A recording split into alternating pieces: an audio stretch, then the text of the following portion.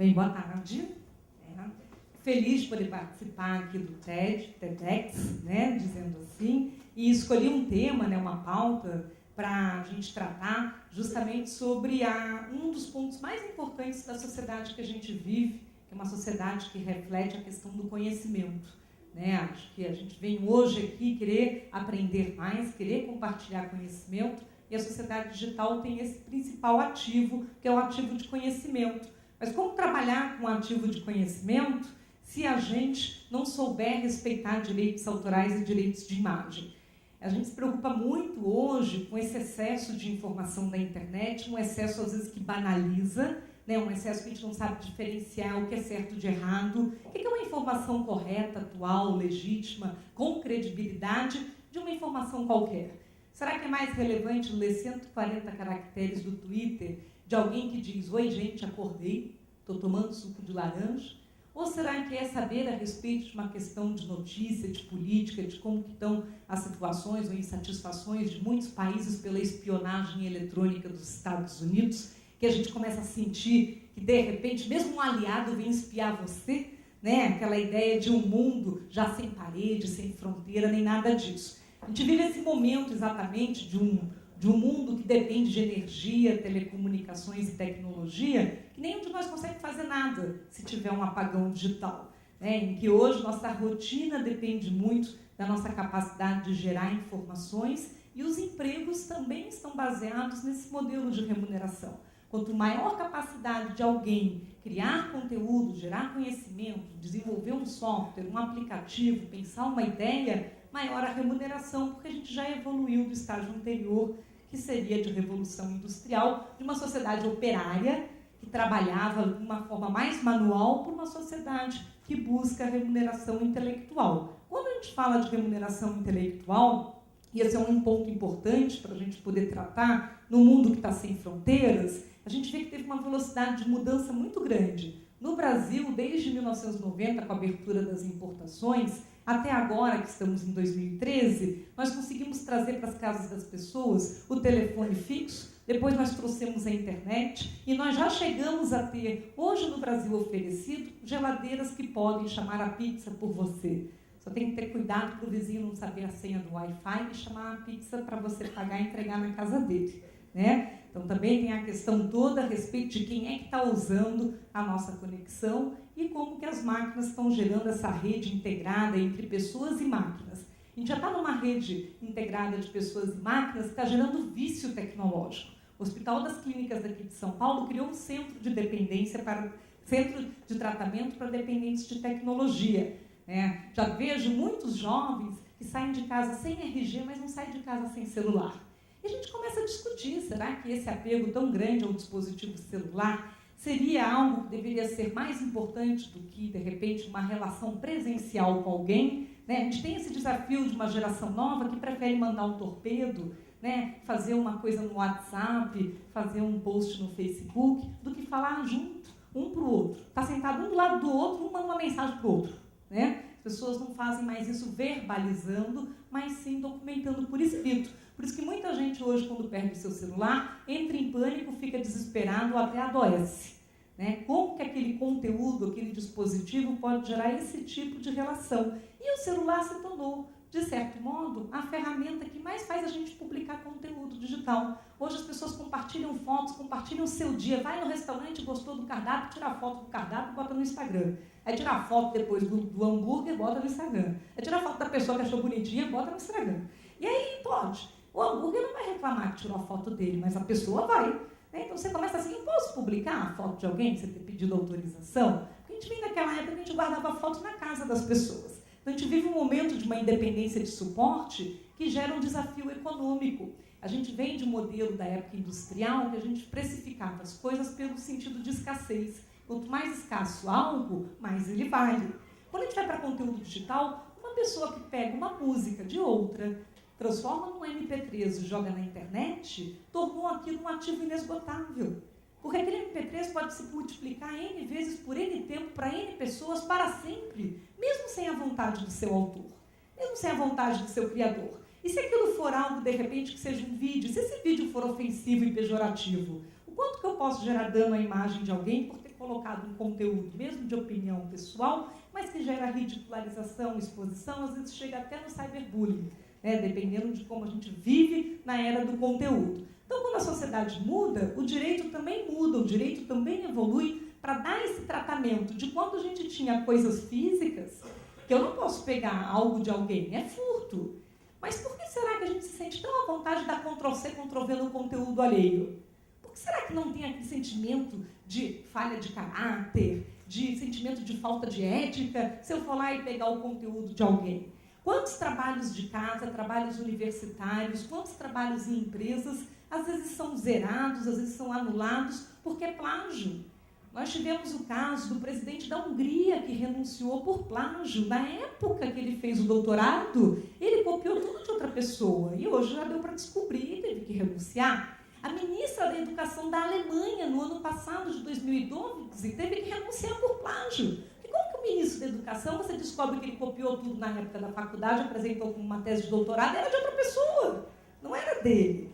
Será que pegar o conteúdo de alguém não é pegar o dinheiro de alguém? Se informação tem valor, na verdade, essa atitude ela é tão triste ou tão punível quanto um furto, quanto ser um ladrão de conhecimento. Então, hoje a gente tem que inspirar essa juventude, a partir do momento que a gente tem mais ferramenta que viabiliza compartilhar conhecimento, a querer inventar, inovar, criar, e não ser copiadores dos outros apenas, Claro que é super legal pegar uma fonte como uma Wikipédia e tratar aquilo num trabalho, mas cita a fonte, cita a autoria, A gente não pode perder a mão de prestigiar o inventor, porque no dia que todo mundo copiar tudo de todo mundo e ninguém mais tiver mérito de nada, será que a gente não vai emburrecer a sociedade, paralisar? Por que eu vou criar algo se todo mundo copia e não me dá um mérito? Tim Berners-Lee criou o www da internet, não cobrou nada por isso, mas sempre a gente sabe que quem criou foi Tim Berners-Lee. Então, o direito moral de autor ele é importantíssimo. E, de certo modo, essa conduta pirata, essa pirataria que a gente vê no mundo inteiro e que no Brasil é muito grande, não deixa de ser um questionamento a respeito do caráter ou da moral frouxa de uma sociedade digital. Que você era ensinado antigamente, não vai pegar uma coisa que está na casa do vizinho, até a caneta de alguém, se você pegar e ver que não devolveu, você se sente mal, poxa, peguei a caneta da pessoa e assim por diante, mas o conteúdo não, É claro que hoje nós já temos princípios de compartilhamento gratuito de conhecimento. Muita gente coloca conteúdo, a gente vive a era dos memes, Os memes são uma coisa interessante, uma nova forma de linguagem. Hoje a juventude fala através de memes. Você pensa uma coisa e coloca um meme ali para poder falar. Memes não têm direito autoral, por exemplo. Você não cita fonte, não cita referência. Então já há coisas que são produzidas com a intenção de deixar para a humanidade, de deixar para a posteridade, mas não é tudo. Por isso que é importante a gente entender que muitos países, a própria Alemanha, esse ano, puniu uma brasileira que teve que pagar 3.000 euros por baixar música e filmes piratas. E ela, na hora que foi descoberta, porque hoje a gente rastreia tudo na internet, chegou lá onde ela estava, ela foi descoberta, ela falou, o pior é que o filme era ruim, Porque ainda se fosse bom, valia a pena ter pago os 3.000 euros. Porque as pessoas estão sempre nessa loteria, nessa chance de será que vão me pegar ou não. Por que a gente protege criadores, O princípio do direito autoral é justamente proteger o autor e não o consumidor do conteúdo. Eu, como autora, hoje decidi compartilhar gratuitamente esse conhecimento e deixar ele circular pelo mundo, que as pessoas façam o melhor proveito. Agora, tem outros conteúdos que eu posso preferir que não. O que a gente protege no direito autoral? A gente protege toda a criação do espírito humano. Nossa lei é muito completa, apesar de precisar ser atualizada, mas até mesmo quando um professor hoje faz uso de uma referência de conteúdo em sala de aula, ele tem que citar a fonte de autoria, se ele colocar um mapa numa prova, se ele usar um trecho de vídeo do YouTube, E o cuidado também de não gerar uma exposição da própria instituição ao estimular qualquer tipo de pirataria, Então, se eu trouxer uma música para discutir em sala de aula, eu posso ter pego ela na internet se ela for pega num site legítimo. Tem quantos sites de música que tem música gratuita para a gente baixar? Agora, tem que ter muito cuidado. Se eu ficar buscando videozinhos, músicas num torrent, por exemplo. Não sei. Conteúdo de origem duvidosa sempre gera penalização daquele que usa. Então, o importante é que a gente prestigie e valoriza o conhecimento justamente para estimular que a pessoa possa decidir se ela quer receber patrimonialmente por aquilo ou não. Quantos artistas deixam seu conteúdo gratuito e depois ganha para dar uma palestra? Né? O conteúdo em si sozinho não faz diferença, ele vai ganhar de repente para fazer um comercial.